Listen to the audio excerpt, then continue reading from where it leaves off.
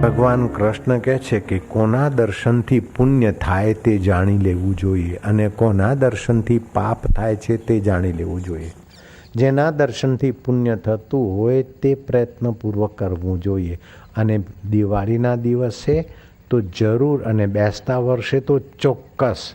બેસતા વર્ષે યુધિષ્ઠિર મહારાજને ભગવાન વ્યાસે કીધું કે બેસતા વર્ષના દિવસે જે હર્ષ અને આનંદ અને પુણ્યમય દિવસ જે વિતાવે છે વર્ષ આખું એનું એ રીતે જાય છે. અને જે પાપમય કે શોકમય કે દુઃખમય બેસતું વર્ષ એનું થાય છે તો આખું વર્ષ એનું એવું જાય છે. માટે પુણ્યદાયી દર્શન શ્રી કૃષ્ણએ નંદજીને કહેલું કે પુણ્યદાયી દર્શન કરવું જોઈએ.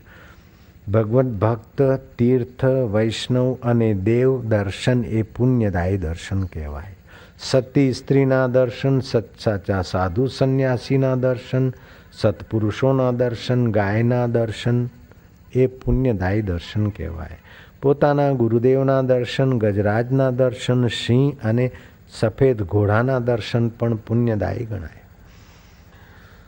પોપટ, કોકિલા, હંસ, મોર, નીલકંઠ અને વાછડા સહિત ગાયના દર્શન પણ પુણ્યશાળી દર્શન કહેવાય.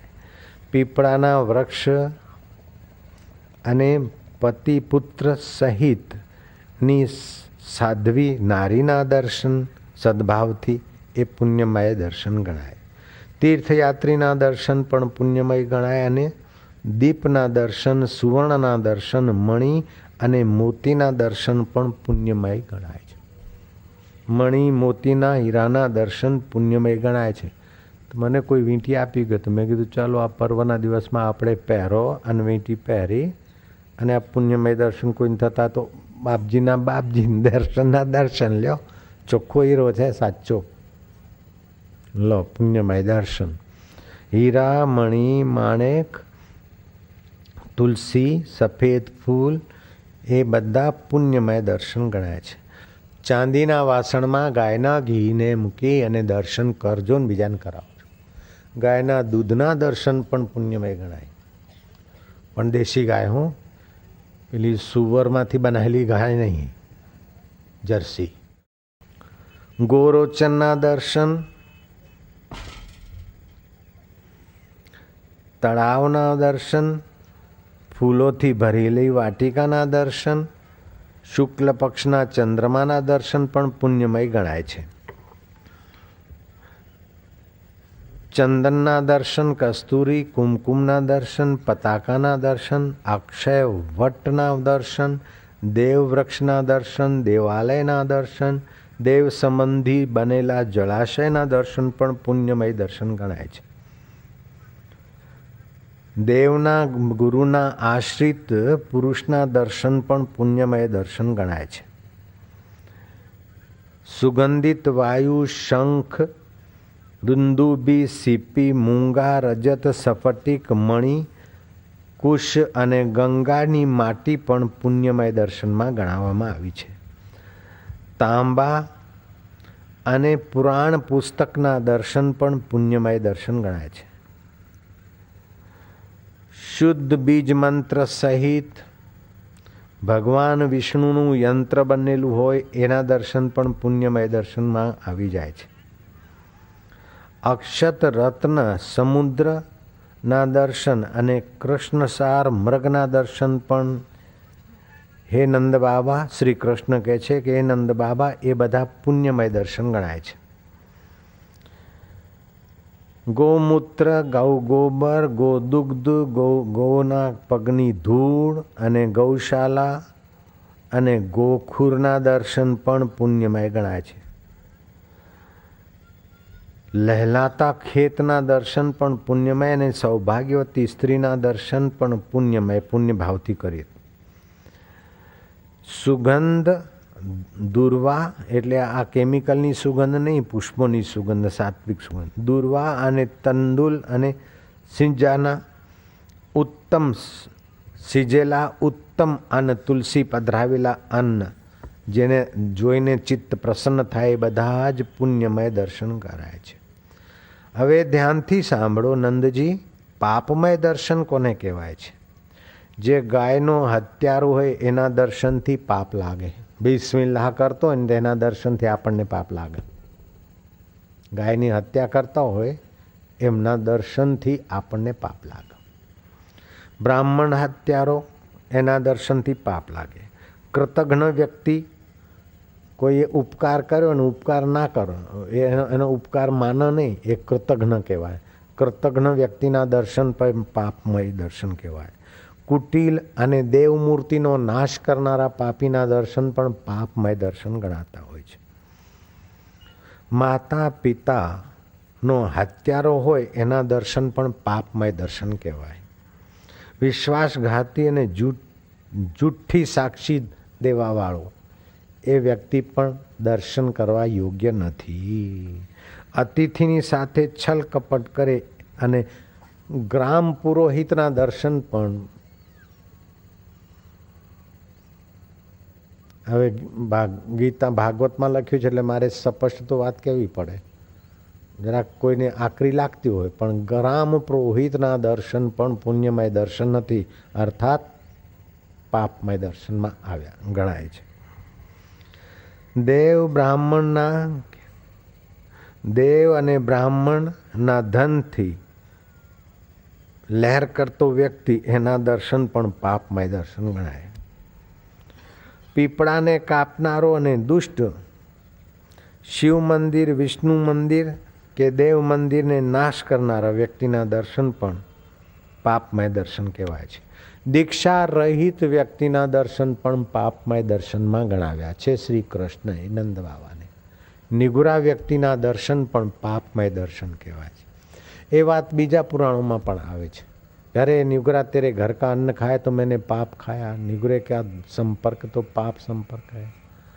निगुरे के घर का पानी पीना तो पाप, कीचड़ का पानी पिया. निगुरे के घर का अन्न खाया तो मानो नाली ये किया. એવું બધું આવે છે. એટલે નિગુરા દીક્ષા રહિત વ્યક્તિના દર્શન પણ પાપમય દર્શન ગણાવ્યા શ્રી કૃષ્ણે. આચારહીન અને સંધ્યા ભક્તિ રહિત વ્યક્તિના દર્શન પણ પાપમય દર્શન કહેવાય. દેવતાઓને જે અર્પણ કરવામાં આવે મહાદેવને ભગવાનને, એનાથી જ પોતાનો ગુજારો ચલાવે એવા વ્યક્તિના દર્શન પણ પાપમય દર્શનમાં ગણાવ્યા છે. બ્રાહ્મણ થઈને હળ જોતતો હોય તો એના દર્શન પણ પાપમય દર્શનમાં ગણવામાં આવ્યા છે. પતિ અને પુત્ર રહિત કુલટા સ્ત્રીના દર્શન પણ પાપમય દર્શન છે. નકટીના દર્શન,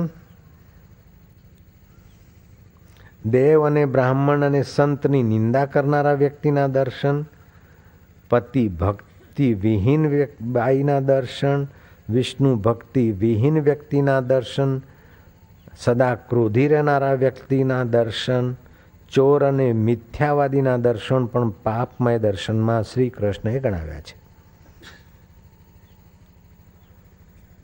જે શરણાગતને યાતના આપતો હોય, આપણે મજૂર રાખ્યા હોય, નોકર રાખ્યા ને એનું આપણે શોષણ કરતા હોય તો આપણા દર્શન પાપમય ગણાય. કોઈ મારી શરણે આવ્યો ને હું એનું શોષણ કરતો હોઉં તો મારા દર્શન પણ પાપમય દર્શન કહેવાય. શાસ્ત્ર કેવું સ્પષ્ટ કહે છે, શરણાગતનું શોષણ કરનારાના દર્શન પાપમય દર્શન કહેવાય છે. તો જે લોકોએ ભાગિયા રાખ્યા હોય, નોકરો રાખ્યા હોય, મજૂરો રાખ્યા હોય, દિવાળીના દિવસોમાં એ શરણાગતોનું જરા પોષણ થાય એની કાળજી લેવાની વિશેષ જરૂર છે. આપણે તો આપણા આશ્રમમાં સવારે નાસ્તામાં બધાને ગાયનું ઘી આલો ઉપરથી ચાલુ કર્યું. ચવનપ્રાશ, મેથી પાક, બધા છોકરા ખોઈ પીને મોજ મારે છે. શોષણની તો વાત નહીં, પણ પોષણ કરતા એ બીજું પોષણ, આધ્યાત્મિક, આદિ દૈવિક, આદિ ભૌતિક. બધા છોકરા અને બધી છોકરીઓ અને બધી બહેનો બધા રાજી રાજી છે. આપણે કોઈના શોષણમાં માનતા નથી, પણ આદિવાસીઓને ભરી ભરીને આપવા જઈએ છે. જે કોઈ સેવા કરતા નથી, કોઈ એમનામાંથી આપણે કંઈ લેવાનું નથી, છતાંય જેમ બને આપણા દ્વારા સત્કર્મ થાય. પોષણ શોષણમાં નહીં. સારું. જે ધર્મના પૈસા હડપ કરી જતો હોય એની 7 પેઢી કંગાલ થાય અને એના દર્શન પણ પુણ્યમય દર્શનમાં ગણાવવામાં આવ્યા નથી. એ પાપ દર્શન કહેવાય. મિથ્યાવાદી, શરણાગતનું શોષણ કરનાર, માંસની ચોરી કરનાર અને અધિક વ્યાજખોર માણસના દર્શન પણ પાપમય દર્શન ગણાય. તો આ દિવસોમાં પ્રયત્નપૂર્વક પુણ્યમય દર્શન કરવા જોઈએ. ગાયના દર્શન, બ્રાહ્મણ, સંત, મહાપુરુષ, સફેદ ફૂલ, મણી, દહીં, ઘી વગેરેના દર્શન, પીપળદેવના દર્શન, વડદાદા અને પીપળદાદાના દર્શન બેસતા વર્ષે તમે કરજો. ત્યાં આવાય તો આવજો, નહીં તો અહીં જ બેસતું કરજો. જય શ્રી કૃષ્ણ. કૃષ્ણ કનૈયા લાલ કી. ઓમ નમો ભગવતે વાસુદેવા. ઓમ નમો ભગવતે વાસુદેવાય.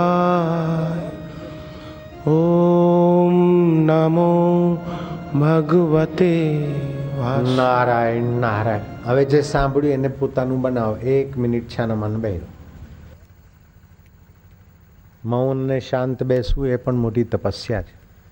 કથા સાંભળીને શાંત થઈ જવું. બી વાયા પછી થોડો સમય ધરતીમાં હોય ને તો ઉગો. બી વાયા પછી ઢોંકી દેવું પડે. એમ સાંભળ્યું ને પછી થોડું ઢોંકી દો અંદર. એ કથાના દિવ્ય પુણ્યને પોતાના અંતરાત્મામાં ઉતરવા દો.